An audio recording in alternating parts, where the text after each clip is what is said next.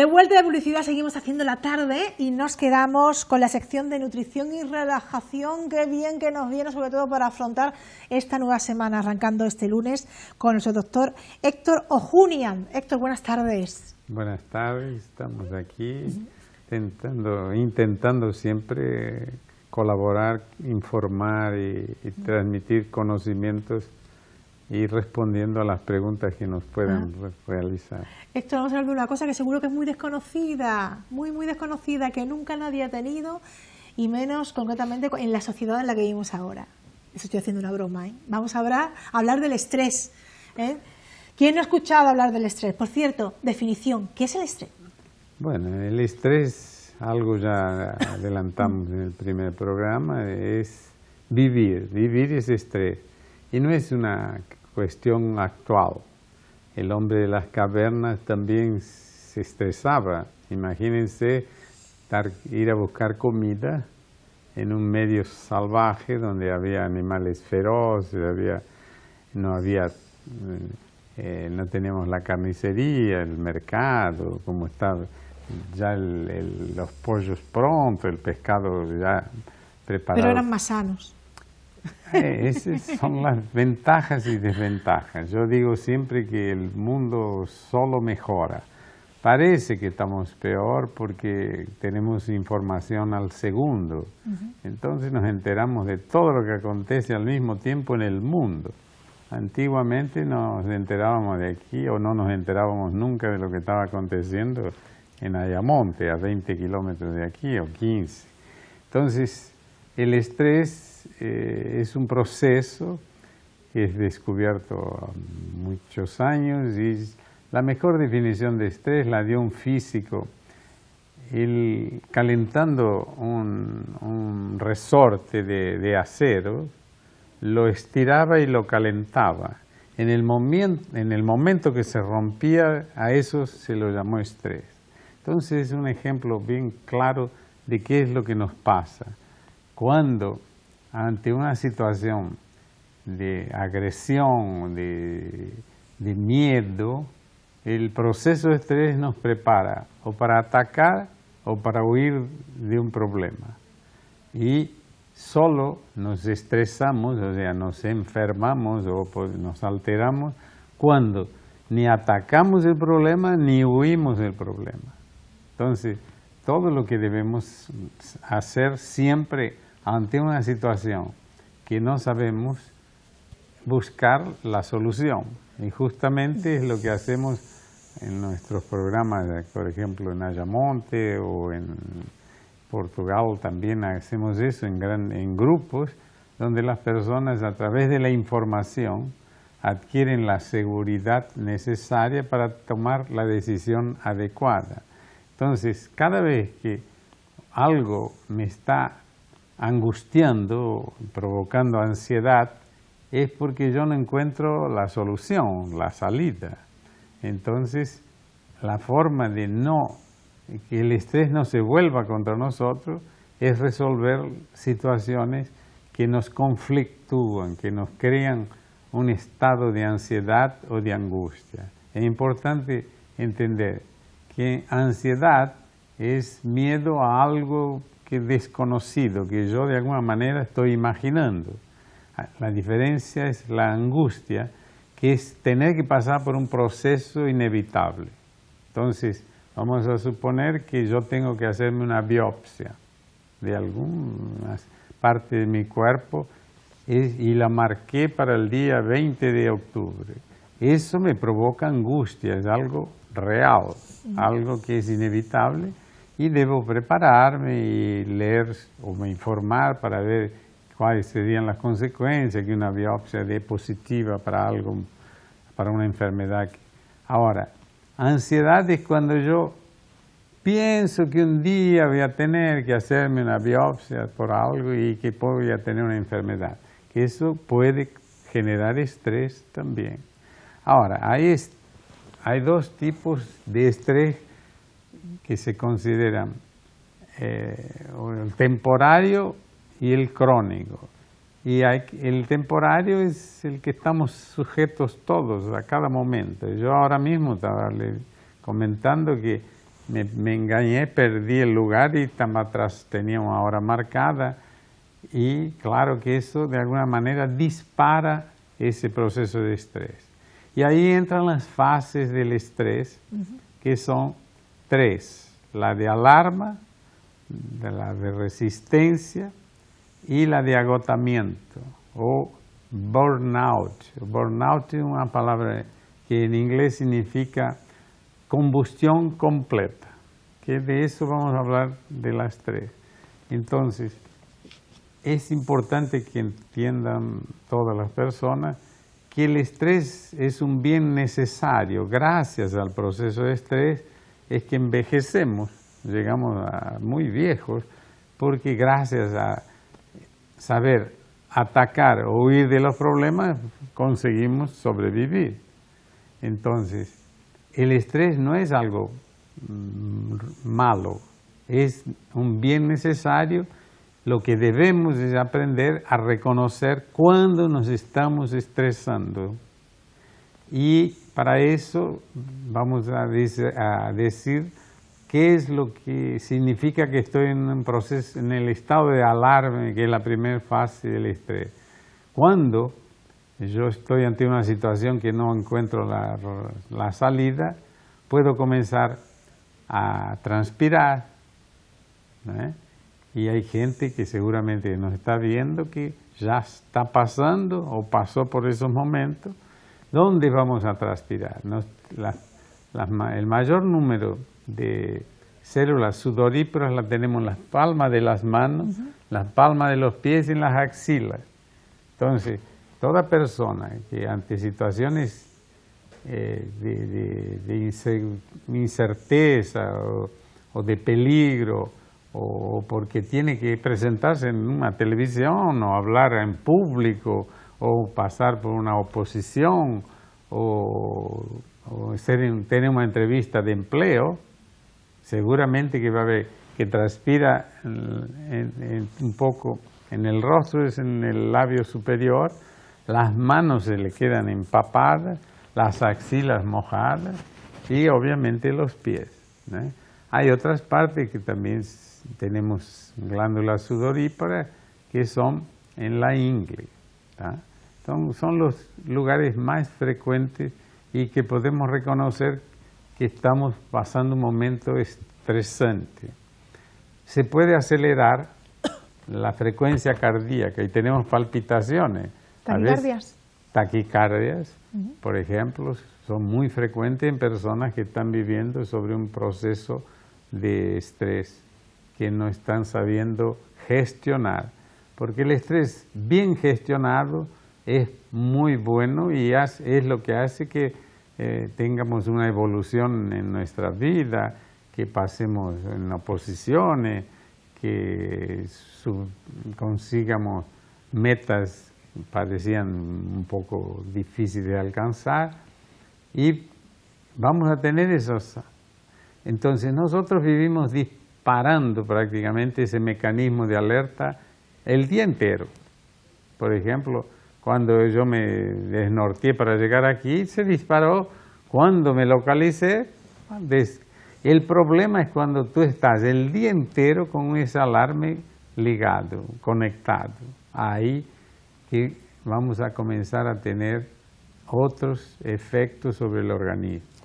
¿Por qué? Porque cuando en esa fase de alarma disparamos y descargamos en la sangre gran cantidad de adrenalina y noradrenalina, que son las llamadas catecolaminas, que van a aumentar la frecuencia cardíaca dando palpitaciones, taquicardia, aumenta la presión arterial, ¿tá? Aumenta la glucemia. Entonces, ahí ya vamos a tener efectos. Si eso es esporádico, como dije, si usted dispara la alarma o en el tránsito, o porque tiene que frenar frente a un perro que se cruzó, o una persona, te va a disparar eso y vuelve. Si eso continúa días, eso puede llevar al individuo a pasar a la segunda fase, que es la llamada fase de resistencia o adaptación a un proceso de estrés. Cuando esa fase, segunda fase, se instala y que se mezcla con la primera, vamos a tener cambios de comportamiento, cambios de actitudes, personas que, por ejemplo, van a comenzar a tener fallas de memoria. Es muy común eso. ¿Con el estrés? Con el estrés agresivo, ¿no? El proceso de estrés, cuando esa fase, cuando estás continuando conectado con el conflicto y no lo resolviste, vas a pasar a la segunda fase, que es esa fase de resistencia y adaptación al estrés que estás viviendo, pero que como está aumentando el nivel de cortisol, está aumentando y se está manteniendo permanentemente la presión un poco alta, va a haber alteraciones de comportamiento, y uno de los primeros aspectos de cambios de humor, personas que eran muy simpáticas, agradables, que gustaban de conversar, comienzan a evitar encuentros, comienzan a aislarse, prefieren no ver gente, y a fallar la memoria es muy común. Cosas, no sé dónde dejé la llave, dónde dejé el móvil, dónde el nombre de personas conocidas, cosas que normalmente no te acontecen. Cuando eso está aconteciendo, cuando comenzó las personas de un convivio de lo cotidiano te dicen, ¿qué te pasa? ¿Estás diferente? ¿Por qué no vamos al fin de semana al club? Aislarse, y esa persona con certeza es porque está sufriendo un proceso de resistencia al estrés y que no está sabiendo detectar. De ahí la importancia de que el conocimiento de mayor número de personas te ayuda personalmente, y tú puedes ayudar a un cónyuge, a un colega de trabajo, o si tú tienes subordinados, percibir que uno de ellos está cambiando el comportamiento. A veces un diálogo aclara la situación y se mejora y se resuelve el problema. Y uno de los factores desencadenadores de ese proceso de resistencia al estrés es el omitir que no estoy soportando la situación. Entonces, es algo que dijimos en el primer programa, que nos enfermamos porque no soportamos nuestra historia de vida. Y eso es fundamental en la salud, y para conservarla y para hacer diagnósticos. Y para evitar terminar en la tercera fase del estrés, que es el llamado agotamiento o burnout. Es muy utilizado hoy en el trabajo. Se calcula, y la Organización Mundial de la Salud está confirmando, que 10% de las bajas en el empleo serían, si fuesen bien hechos los diagnósticos, causadas por burnout, o sea, por un agotamiento total del individuo.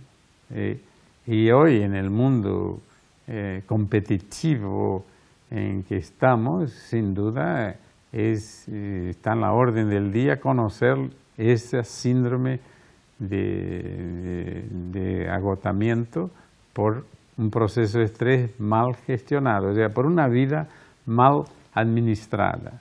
Entonces, ¿o qué queremos o qué que enseñamos constantemente y informamos, o todo mi abordaje con un paciente siempre va dirigido a saber cómo está viviendo su historia de vida?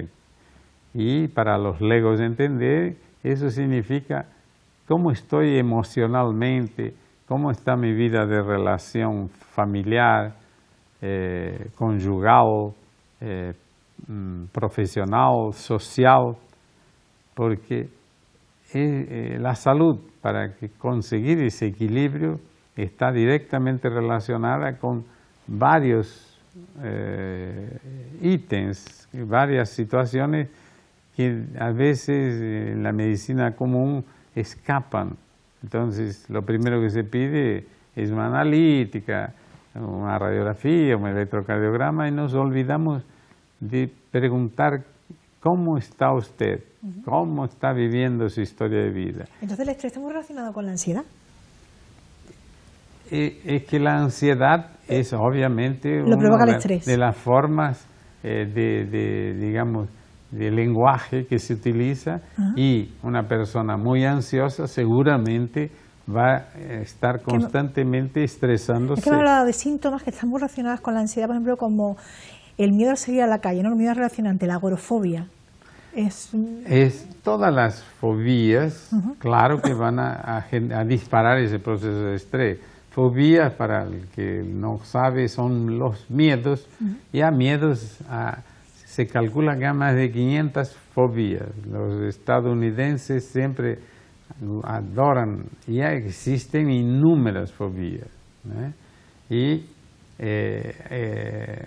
obviamente que, por ejemplo, agorafobia, que es miedo a lugares abiertos, la claustrofobia, que es lugares cerrados, innumerables personas padecen de eso, sin duda. Por ejemplo, mandar a un paciente a hacer una resonancia magnética nuclear, que tiene que entrar, y ahora tenemos resonancia abierta que prácticamente usted no es, pero un método de diagnóstico fantástico tiene como gran problema y bloquea a mucha gente para hacer hechos. Tanto es que se tienen que anestesiar las personas para poder... Lo sé, Héctor. En las revisiones médicas laborales, cuando me meten concretamente en la máquina para los sonidos, los oídos y tal, lo paso realmente mal, me pongo a sudar porque tengo claustrofobia. Claro.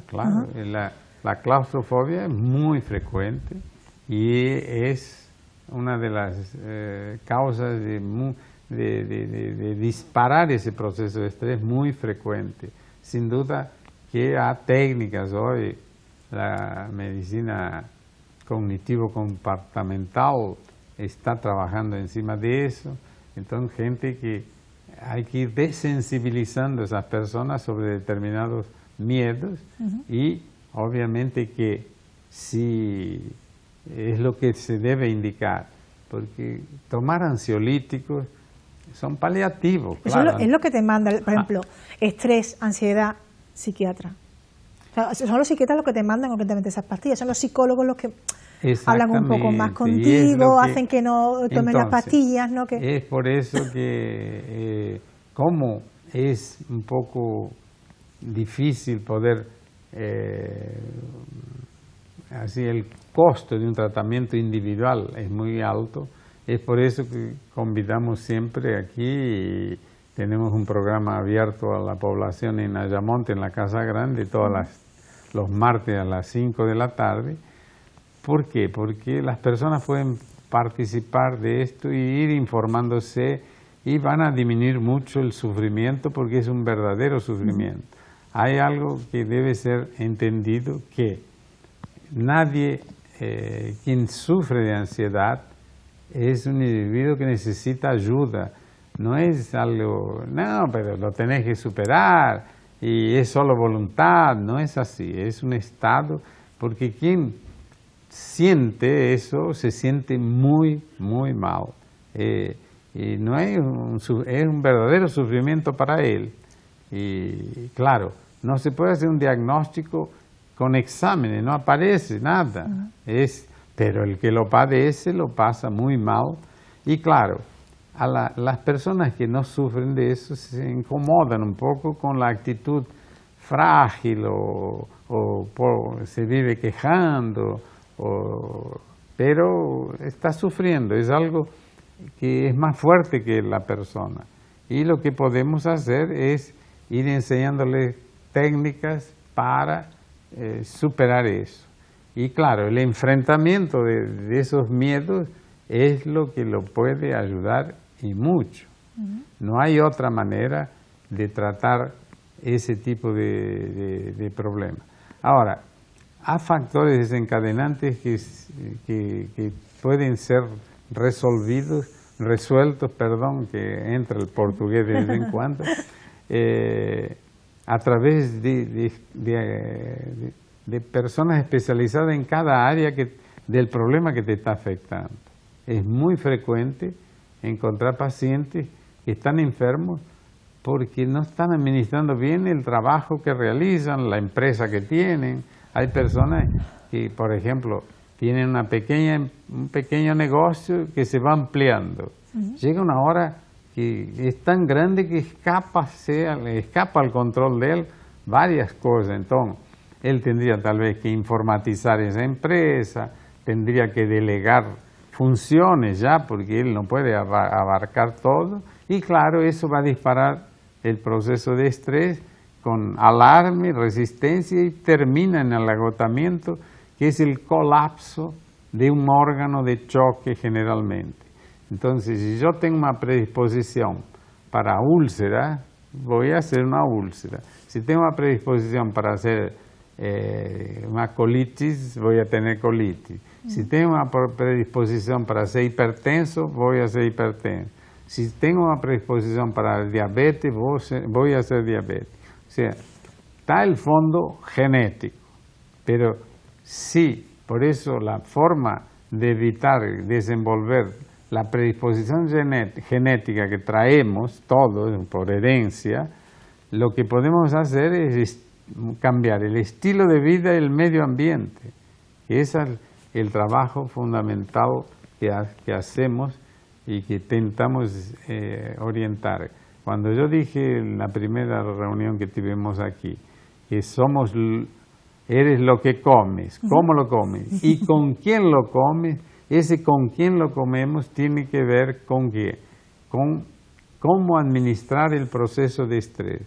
Prácticamente nuestra salud está centrada en la teoría del proceso de estrés y nos explica por qué nos enfermamos en casi 60-70% de las enfermedades que padecemos.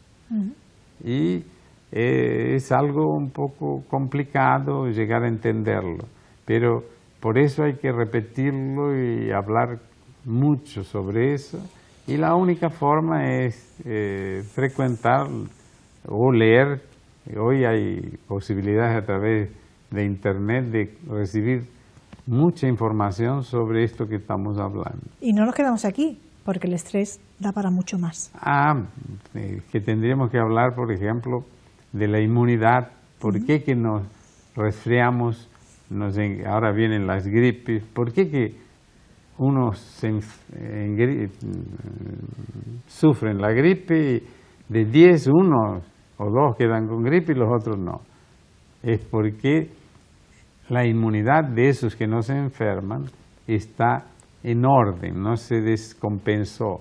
Y para no descompensarnos, tenemos que evitar disparar ese proceso de estrés. O sea, si usted tiene 10 problemas, tiene que catalogar y comenzar a resolver uno a pos el primero, el más fácil, y dejar el más difícil. Cuando usted pasa más de 30 días pensando en un problema, necesita ayuda.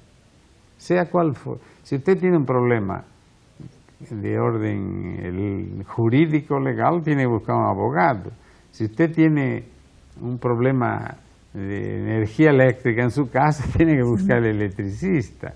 O sea, porque pequeñas cosas que dejamos acumular van a provocar ese proceso de estrés.